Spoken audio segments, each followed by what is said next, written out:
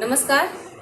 मैं आप लोगों को आज कक्षा 10 का मंगलम पाठ का तीसरा श्लोक बताने जा रही हूँ। इसमें सत्य के विषय में कहा गया है और ये बताया गया कि सत्य से क्या फायदे हैं, हम लोग कहाँ जा सकते हैं, सत्य के पथ पर चलकर हम लोग कहाँ जा सकते हैं और असत्य से क्या होता है।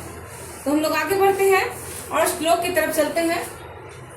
सत्यमेव जयते नान्यतम सत्येन पंथा विततो देवयानः।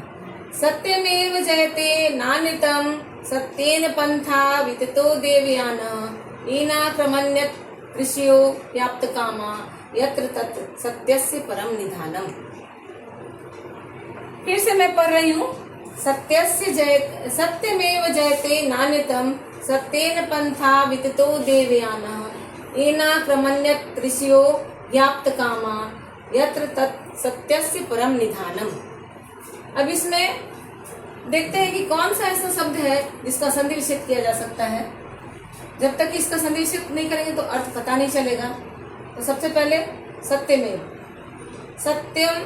सत्यमेव सत्यम जोर एवं, नान्यतम ना जोर अन्वितम। उसके बाद है ईना क्रमन त्रिशयो, ईना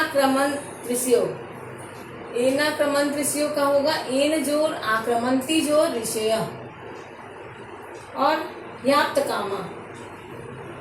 कामा का हो ही जोर आप्त कामा। इस तरह से संधि विच्छेद इसका हो गया। अब इसको हम लोग समझने का कोशिश करेंगे बारी बारी से कि क्या है। सत्यम जोरेव, सत्य की ही जयते विजय होती है।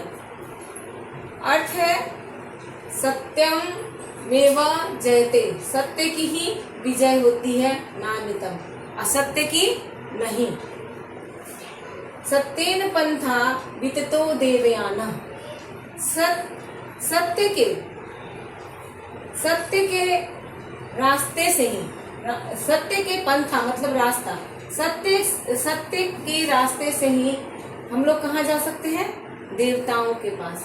देवताओं के पास जाने का विततो मतलब विस्तार होता है। सत्य के रास्ते से ही देवताओं के पास जाने का विस्तार होता है। एना क्रमन त्रिशयो व्याप्त कामा। यहाँ देखिए एन जोर आक्रमंती जो ऋषय है ना, व्याप्त कामा, जिस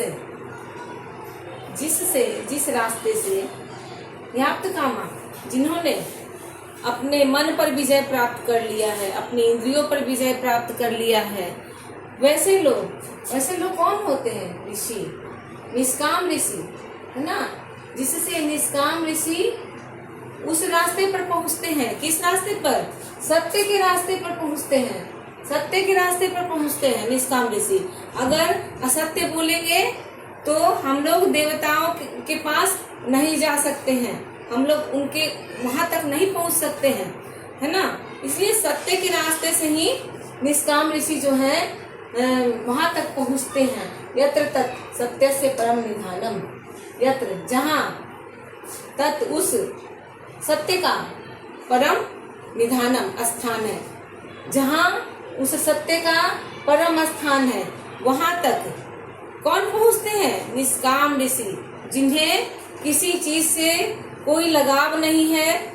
वो सिर्फ ईश्वर में मन लगाते हैं और सत्य के रास्ते पर चलते हैं, वही परम निधान तक पहुंच पाते हैं। तो इसमें ये कहा जा रहा है कि सत्य की ही विजय होती है, असत्य की नहीं। सत्य, हिंदी में एक बहुत अच्छी बात कही गई है कि सत्य परेशान होता है पर पराजित नहीं।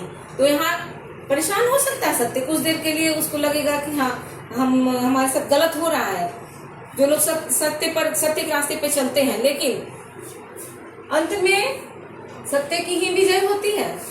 और वैसे ही लोग कहाँ जाते हैं, देवयान है ना, देवताओं के रास्ते, उस रास्ते से देवता तक पहुंच पाते हैं जहां उनका सत्य का परम निधान है ना।